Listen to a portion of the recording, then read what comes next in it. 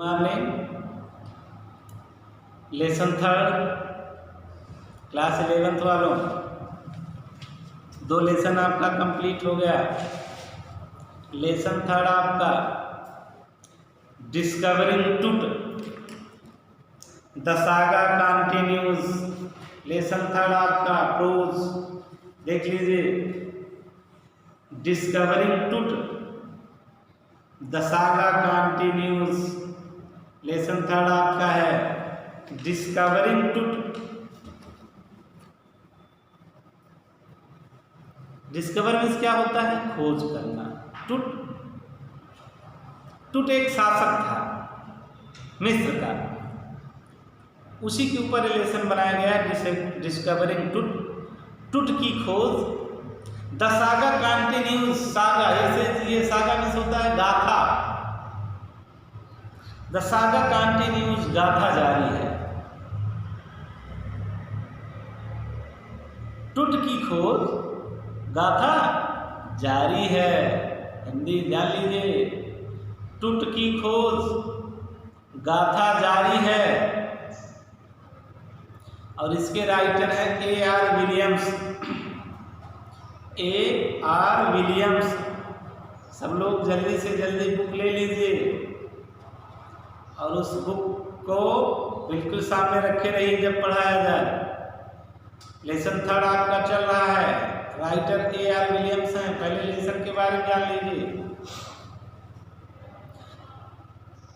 एक शक्तिशाली परिवार जिसने सदियों तक मिस्र पर शासन किया, मिस्र देश का नाम सुने, उस पर शासन किया, उसका जो अंतिम सबसे लास्ट उत्तराधिकारी राजा टूट था, TUT, किंग टूट था, राजा टूट था। वह अपनी किशोरावस्था में ही मर गया। When he was in his young age, he died. अपनी किशोरावस्था में ही क्या हो गया? मर गया। उसे स्वर्ण आभूषणों के साथ विश्राम करने के लिए कब्र में लिटा दिया गया। जो कब्र उसका बनाया गया वो स्वर्ण आभूषणों का बनाया गया, सोने के गहनों का बनाया गया, उसे लिटा दिया गया आराम करने के लिए। उसके मकबरे को, बैठो बेटा, उसके मकबरे को 1922 में खोज निकाला गया। संसार उसके जीवन के बारे में और उसके मृत्यु के कारण के बारे में जानना चाहता था कि राजा टूट कौन था, कितने वर्ष तक जीवित रहा, क्या क्या किया, मरा तो कैसे मरा, क्या हुआ। 80 वर्षों के पश्चात, कितने वर्षों के पश्चात? 80 वर्षों के पश्चात टूट को फिर दोबारा कब्र से बाहर निकाला गया। जो आभूषण की कब्र में वह लेटा हुआ था उसको बाहर निकाला गया। उसकी मम्मी को स्कैन किया गया। मम्मी जो उसका मृत शरीर था, लेपन करके दवाइयों का, मेडिसिन का उसे रख दिया गया। उसके मम्मी को बाहर निकाला गया, स्कैन किया गया। यह CT स्कैन उसके जीवन और मृत्यु के बारे में नए संकेत देता है। उसकी मृत्यु के बारे में व्याप्त रहस्य उजागर हो गए थे। पुरातत्व विज्ञान में आधुनिक विज्ञान के उपयोग ने इसे संभव बना दिया है। टूट की मम्मी स्कैन होने वाली पहली मम्मी थी, याद रखिए। टूट की मम्मी जो स्कैन हुई थी 80 वर्षों पश्चात निकाल करके, वो स्कैन होने वाली, स्कैनिंग की जाने वाली पहली मम्मी थी। वो कौन था? राजा टूट था। कहाँ का था? मिस्र का था।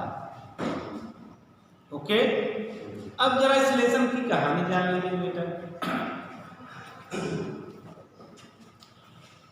टूट एक बहुत ही पराक्रमी शासक था मिस्र का, सबसे अंतिम उत्तराधिकारी था वो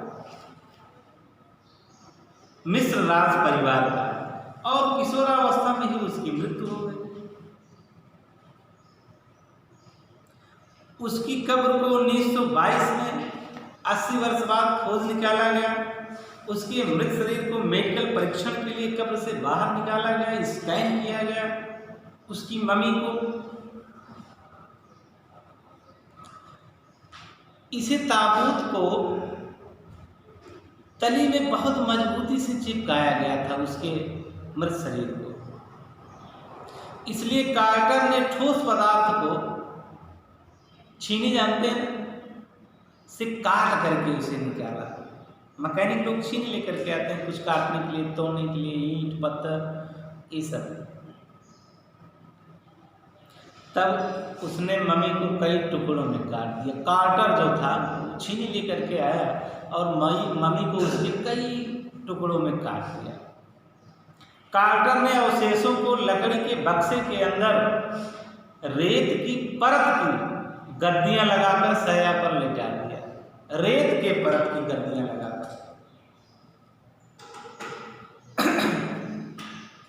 सन 1968 में एक शरीर विज्ञानी प्राध्यापक ने मम्मी का एक्सरे किया और चौंकाने वाले तथ्य उसने उजागर किए। उसकी छाती के नीचे उसकी उरोस थी तथा सामने वाली पसलियां गायब थी। छाती के नीचे की उरोस थी पसलियां उसकी क्या थी?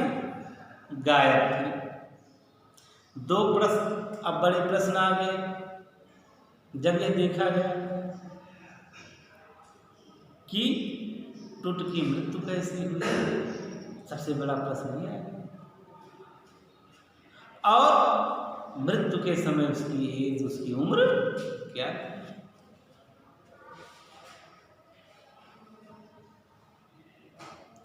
अब क्या हुआ? 5 जनवरी 2005 को टुट की मम्मी का सीटी स्कैन किया गया।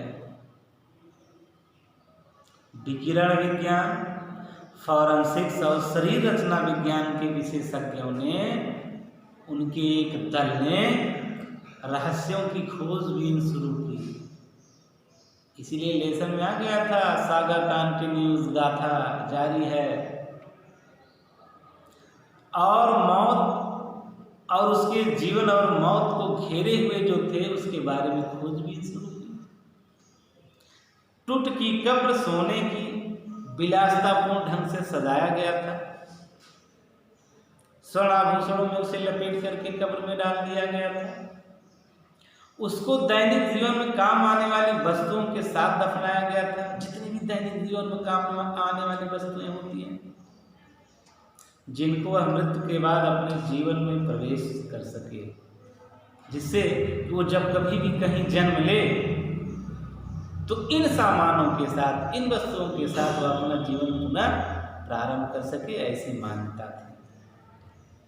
सीटी स्कैन पूरा होने के बाद जब उसकी मम्मी को स्कैनिंग किया गया, स्कैन करने के बाद टूट के मम्मी को पुनः उसी कब्र में ला करके डाल दिया गया, जहाँ आज भी वह शांति से गहरी निद्रा में, स्लम्बर, गहरी से गहरी निद्रा में वो सो रहा है।